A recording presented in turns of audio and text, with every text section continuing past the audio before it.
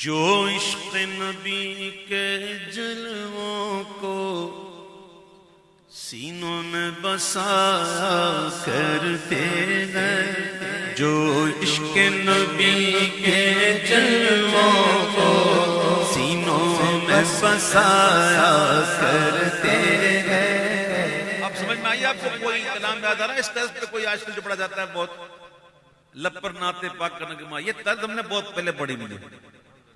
جی ہاں، جو عشق نبی کے جلووں کو سینوں میں بسایا کرتے ہیں، جو عشق نبی کے جلووں کو سینوں میں بسایا کرتے ہیں، اللہ کی رحمت کے بادل ان لوگوں پہ سایہ کرتے ہیں، اللہ کی رحمت کے بادل ان لوگوں پہ سایہ کرتے ہیں، جو عشق نبی کے جلووں کو سینوں میں بسایا کرتے ہیں۔ جب اپنے غلاموں کی آقا تقدیر جگایا کرتے ہیں،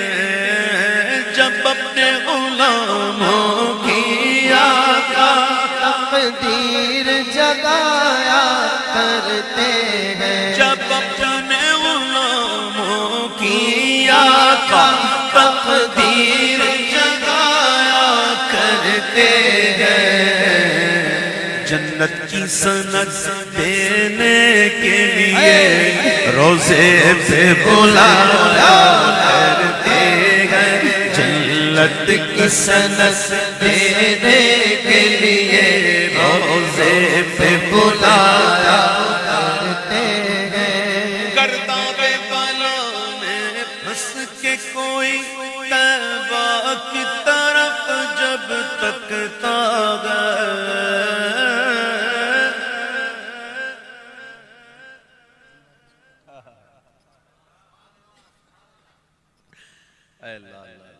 کیا کمال کا ایک بلال بھائی جو ہے نا ہمارے ماشاءاللہ، یہ مجھے کہہ رہے ہیں کہ وہ جملہ ذرا دوبارہ کہہ رہے ہیں۔ یقین کریں کبھی کبھی کسی سے سنتے ہیں نا وہ عجیب سی بات سن جاتے ہیں۔ ایک دفعہ جہاز میں سفر کر رہے تھے اور موسم خراب تھا اور جہاز نے جو ہے نا وہ اوپر نیچے ہونا شروع کر دیا بہت زیادہ، یعنی ایکسٹرا آرڈنری، تو سارے لوگوں کی چیخیں نکل گئیں اور لوگوں نے کلمہ پڑھنا شروع کر دیا۔ میری سیل آئل سیٹ تھی اور ایک چاچا بیٹھے تھے آئل سیٹ پہ، بیچ میں راستہ تھا، اور ہم لوگ دوسری پڑھ رہے تھے اور ایک دوسرے دیکھ کے مسکرا رہے تھے کہ لوگوں کی حالت دیکھ کے دیکھو یار کہ ایسا وقت آ گیا کہ لوگوں کو کلمہ یاد آ گیا۔ تو خیر وہ مسکرانے والی بات تو نہیں تھی، تو چاچا نے مجھے دیکھا، میں نے چاچا کو دیکھا، تو چاچا نے کہا کہ مرنا ہے تو کلمہ پڑھ، زندہ رہنا ہے تو درود پڑھ، مرنا ہے تو کلمہ پڑھ اور زندہ رہنا ہے تو درود پڑھ۔ اللہ اکبر، کبھی کبھی کوئی بات کر جاتا ہے بڑی مزہ دیتی ہے وہ بات، واقعی زندہ رہنا ہے تو درود پڑھ۔ گرداب بالا میں پھنس کے کوئی طیبہ کی طرف جب تکتا ہے، سلطان مدینہ خود آ کر کشتی کو تیرایا کرتے گئے، سلطان مدینہ خود آ کر کشتی کو تیرایا کرتے ہیں۔ حزب البحر پڑھتے ہیں، لیکن پڑھنے والے پڑھتے ہیں نا حزب البحر شریف، وہ کب لکھی گئی، کس نے لکھائی، کس کے کہنے پہ لکھی گئی، کون آ کر کہہ رہا تھا کہ یہ پڑھ؟ سرکار مدینہ خود آ کر کشتی کو تیرایا کرتے ہیں، جو عشق نبی کے جلووں کو سینوں میں بسایا کرتے ہیں۔ اور شعر یاد ہے کسی کو؟ ہائے ہائے مخلوق کی بگڑی بنتی ہے، خالق کو بھی پیارا جاتا ہے۔ حج کے دن تھے، حج کے، میرے آقا نے زندگی بھر ایک حج فرض فرمایا، حج قران فرمایا، عرفات کا میدان تھا، حضور رو رو کے دعائیں کر رہے تھے اور اللہ سے مانگ رہے تھے اللہ میرے امت پر کرم فرما اور میری امت سے راضی ہو جا اور ان کی بخشش کر دے، اپنے حق معاف کر دے، جو حج کرے اس پر یہ کرم ہو جائے کہ اس کے ایسا کرم کر دے جو حج کر لے نا تو عرفات میں آئے نا تو تیرے سارے حق معاف ہو جائیں اور تیرے بندوں کے حق بھی معاف ہو جائیں۔ تو اللہ تعالیٰ نے عرفات کے میدان میں پہلی دعا اس کو اجابت بخشی، تو حضور پھر وہاں سے مزدلفہ تشریف لے گئے اور وہاں پھر حضور رو رو کے دعائیں کر رہے ہیں، یہاں تک کہ حضور نے یہ دعا جب مانگی تو حضور روتے روتے مسکرانے لگے، روتے روتے مسکرانے لگے۔ حضور کے صحابہ نے عرض کی حضور پہلے آپ گریہ فرما رہے تھے، اب آپ ہنس رہے ہیں مسکرا رہے ہیں، بات کیا ہے؟ تو آپ نے فرمایا کہ میں نے عرفات میں حقوق اللہ کی معافی کا سوال کیا تھا، وہاں میری بات قبول ہوئی اور یہاں میں حقوق العباد کی بات کر رہا تھا اور اللہ نے یہاں یہ بھی قبول کر لیا۔ تو پھر میں نے دیکھا شیطان جو ہے وہ اپنے سر پہ خاک ڈال رہا تھا اور اس کی حالت دیکھ کر مجھے ہنسی آ گئی۔ میرے آقا کے ہاتھ اٹھتے ہیں، مخلوق کی بگڑی بنتی ہے، خالق کو بھی پیارا جاتا ہے، جب بہرے دعا محبوب خدا ہاتھوں کو اٹھایا۔ جمعہ کا دن تھا، ایک اعرابی دوڑتا ہوا آیا، حضور منبر پہ جلوہ افروز تھے، ایک اعرابی دوڑتا ہوا آیا، حضور کرم فرمائیں، حضور کرم فرمائیں۔ تو کیا ہوا؟ مویشی ہلاک ہو رہے ہیں، حضور پانی نہیں ہے، بارش نہیں ہو رہی۔ میرے آقا نے یہ نہیں کہا صحابی تم کر کیا رہے ہو، میرے پاس آ رہے ہو، شرک کر رہے ہو، میں تو بارش، جاؤ کوئی نماز استخارہ پڑھ لو، جا کے کوئی کنواں کھودو، کوشش تو کرو، میرے پاس کیوں آئے ہو؟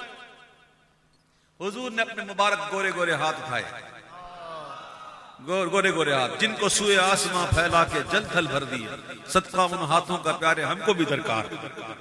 جب حضور نے دعا کے لیے ہاتھ اٹھائے تو بادل آ گئے اور بادل آ کر اتنے برسے کہ برس ہی رہے، رکتے ہی نہیں۔ دوسرا جمعہ آ گیا، وہی اعرابی دوڑتا ہوا آیا، حضور کرم کرم کرم۔ کیا ہوا حضور؟ بہت ہو گئی، اتنی ہو گئی کہ اب کہیں ایسا نہ ہو کہ پانی کی وجہ سے مویشی ہلاک ہو جائے تو فصلیں تباہ ہو جائے۔ حضور کرم فرمائے۔ بولا کیا چاہتے ہو؟ بولا حضور یہ چاہتا ہے کہ بس مدینے کے اندر نہ ہو، اطراف میں ہوتی رہے۔ صحابی کا عقیدہ تو دیکھو نا یار، کیا کیا مانگتے ہیں حضور سے۔ حضور ایسا کر فرمائے کہ مدینے کے اندر نہ ہو، اطراف میں ہوتی رہے۔ تو حضور نے پھر دعا کی اور انگلی اٹھائی، اللہم حوالینا ولا علینا، کہ اللہ ہمارے ارد گرد ہو، ہم پر نہ ہو۔ تو پھر ہوا بھی یہی کہ مدینے کے اطراف میں بارش ہو رہی ہے، مدینے کے اندر نہیں ہوئی۔ مخلوق کی بگڑی بنتی ہے، خالق کو بھی پیارا جاتا ہے، سلطان مدینہ بہر دعا، جب بہر دعا محبوب خدا ہاتھوں کو اٹھایا کرتے ہیں، محبوب خدا جب بہر دعا ہاتھوں کو اٹھایا۔ اے دولت عرفان کے منگتوں، اس در پہ چلو جس در پہ صدا، اے دولت عرفان کے منگتوں۔ کیا بات کہی ہے، اے دولت عرفان کے منگتوں۔ اصل منگتے تو یہی ہیں، باقی حضور کو اگر پتہ جا کے کچھ مانگ لے تو حضور دے دیتے، منع نہیں کرتے۔ روپیہ پیسہ مانگو دے دیتے، منع نہیں کرتے۔ کھانا مانگو دے دیتے حضور، منع نہیں کرتے۔ لیکن مانگنے والوں میں فرق ہوتا ہے نا، ایک کھانا مانگتا ہے، ایک پانی مانگتا ہے، ایک دولت مانگتا ہے، ایک شہرت مانگتا ہے، اور ایک ہوتا ہے جو عرفان کی ضرورت مانگتا ہے۔ تو شاعر کہتے ہیں، اے دولت عرفان کے منگتو، اس در پہ چلو جس در پہ صدا، دن رات خزانے رحمت کے سرکار لٹایا کرتے ہیں، دن رات خزانے رحمت کے سرکار لٹایا کرتے ہیں۔ ہے شغل ہم شام و سحر اور ناز سکندر قسمت پر. اب اور ناز نہ کرے تو کس پہ کریں؟ اس پر ناز نہ کرے تو کس پہ کریں؟ دیکھ لو الحمدللہ روز کا معمول ہے. کئی لوگوں کو دیکھتا ہوں روز محفل میں ہوتے ہیں، نصیب والے ہیں، اللہ کا کرم ہے. ہے شغل ہمارا شام و سحر اور ناز سکندر قسمت پر کہ محفل میں رسول اکرم کی ہم نعت سنایا کرتے ہیں. محفل میں رسول